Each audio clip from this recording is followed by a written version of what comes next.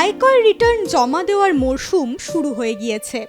অনেকেই দ্রুত ITR file করে নিশ্চিত হতে চান, কিন্তু তাড়াহুড়ো করেই কি বিপদ ডেকে আনছেন? বিশেষজ্ঞদের মতে 15 জুনের আগে আইটিআর জমা দিলে আয়কর দফতরের নজরে পড়তে পারেন আপনি। এমনকি ভুল তথ্যের কারণে আসতে পারে নোটিশও। কেন 15 জুন এত গুরুত্বপূর্ণ? কোন কোন নথি হাতে না পেলে আইটিআর ফাইল করা উচিত নয়? আর কিভাবে এড়াবেন ভুল ও রিফান্ডের চট? প্রতি বছরই এপ্রিল মাস থেকে শুরু হয় আয়কর রিটার্ন জমা দেওয়ার প্রক্রিয়া। অনেক করদাতা যত দ্রুত সম্ভব আইটিআর ফাইল করে দায়িত্ব শেষ করতে চান, কিন্তু বিশেষজ্ঞদের পরামর্শ 15 জুনের আগে না করাই ভালো। কারণ এই সময়ের আগে আয়কর দফতরের বিভিন্ন তথ্য ভাণ্ডারে সমস্ত আর্থিক তথ্য আপডেট হয়ে ওঠে না।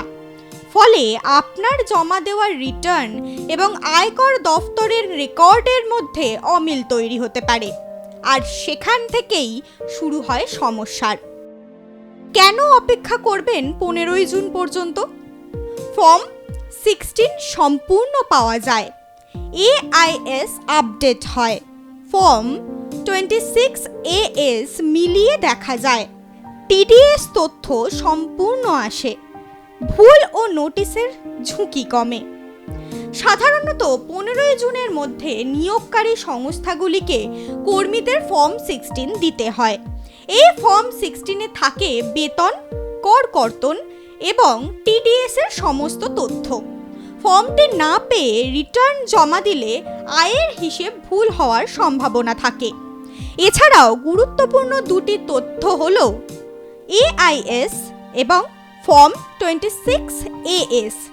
এআইএস অর্থাৎ অ্যানুয়াল ইনফরমেশন স্টেটমেন্টে আপনার প্যান নম্বরের সঙ্গে যুক্ত প্রায় সব আর্থিক লেনদেনের তথ্য থাকে, যেমন ব্যাংকের সুদ, ডিভিডেন্ড আয়, মিউচুয়াল ফান্ড বিনিয়োগ, শেয়ার বিক্রি, উচ্চ মূল্যের কেনাকাটা, এমনকি বিভিন্ন আর্থিক লেনদেনও।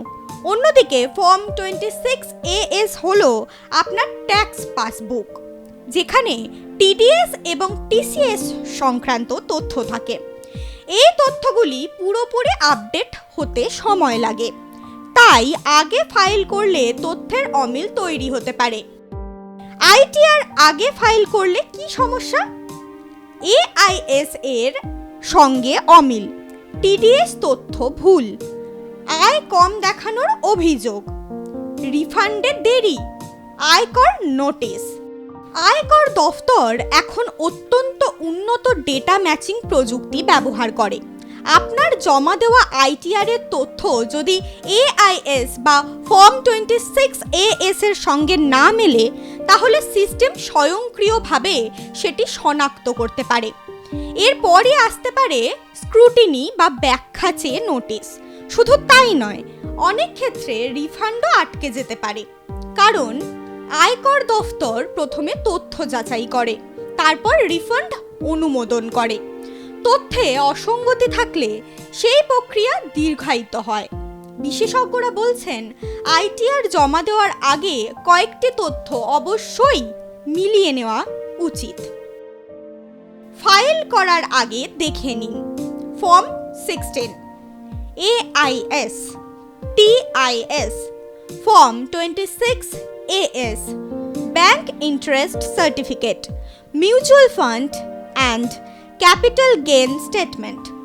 বিশেষ করে যাদের শেয়ার বাজার, মিউচুয়াল ফান্ড বা একাধিক ব্যাংক অ্যাকাউন্ট রয়েছে, তাদের ক্ষেত্রে এই যাচাই আরও গুরুত্বপূর্ণ, কারণ সামান্য ভুলও ভবিষ্যতে জটিলতা তৈরি করতে পারে। এবার জেনে নেওয়া যাক গুরুত্বপূর্ণ সময়সীমা। গুরুত্বপূর্ণ তারিখ 15 জুন 2026 থেকে ফর্ম 16 দেওয়ার শেষ দিন। 31 জুলাই 2026 থেকে আইটিআর জমার শেষ দিন, বিনা জরিমানায়। অর্থাৎ হাতে এখনো যথেষ্ট সময় রয়েছে, তাই তাড়াহুড়ো না করে সমস্ত নথি সংগ্রহ করে মিলিয়ে নেওয়ার পরই রিটার্ন জমা দেওয়ার পরামর্শ দিচ্ছেন কর বিশেষজ্ঞরা। মনে রাখতে হবে, দ্রুত আইটিআর জমা দেওয়াই সব নয়, সঠিক তথ্য দিয়ে আইটিআর জমা দেওয়াটাই সবচেয়ে গুরুত্বপূর্ণ।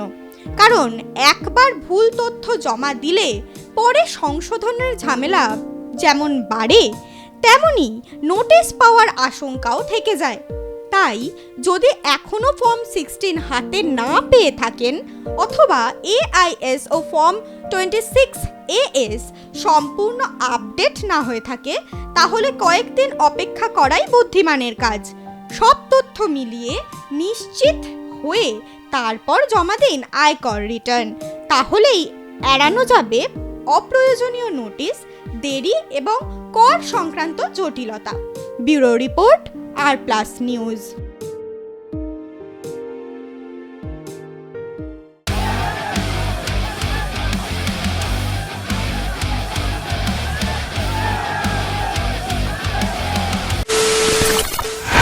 খবরের নামে প্রতিদিন সন্ধে আপনার ড্রয়িং রুমে কি শুধুই চিৎকার চেঁচামেচি খেয়ে আসে? বিতর্কের নামে চলে গালাগালি আর কাদা ছোড়াছুড়ি।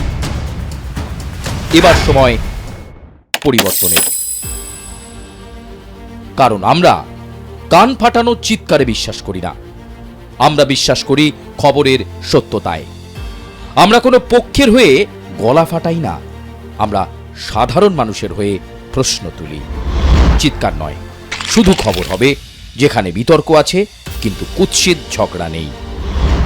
সঠিক তথ্য, বিশ্বস্ত খবর। নজর রাখুন আর+ নিউজে।